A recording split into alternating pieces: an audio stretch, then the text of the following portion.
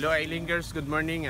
By the way, I'm Mark Nikit from Jensen. So nandito po tayo ngayon sa Zamboanga, Sibugay. So pinuntahan po natin itong demo farm natin sa Instalink.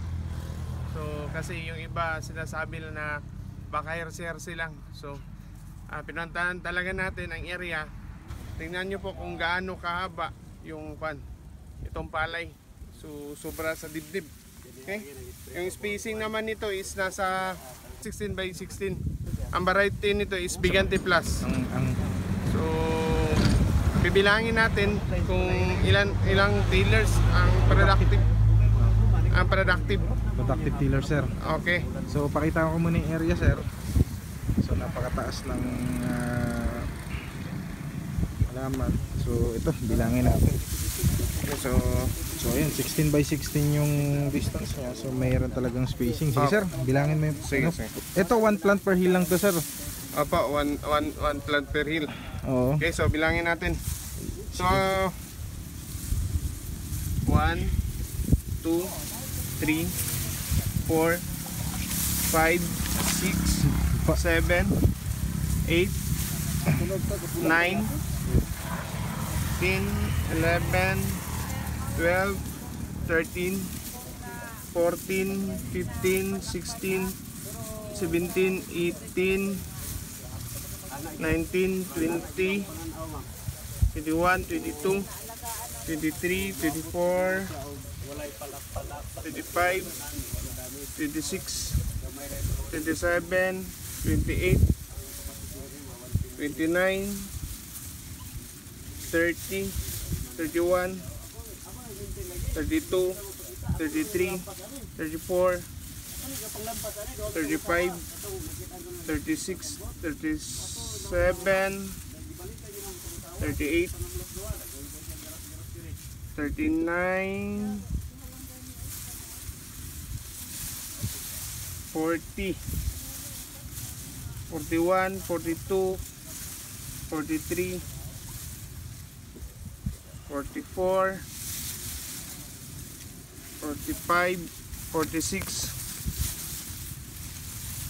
47, 48, 49, 50, 51, 52, 53, 54, 55, 56, 57, 58, 59, 60, 61, 62, 63, 64, 65, 67, 66, 67, 68, 69, 70, Pa siya, sir. 71.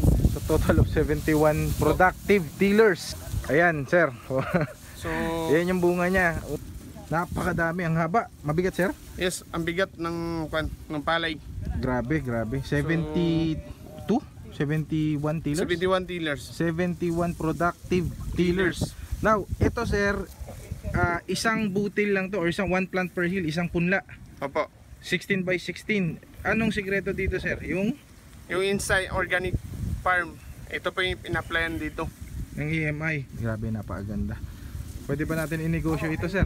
Syempre, so sa lahat ng gusto magka-extra income, lalo na sa may mga problema sa palayan, ito kagandahan pag ginamitan natin ng EMI ng Inside Organic Farm. So mas mapalaki natin yung harvest. At ang input is konti lang.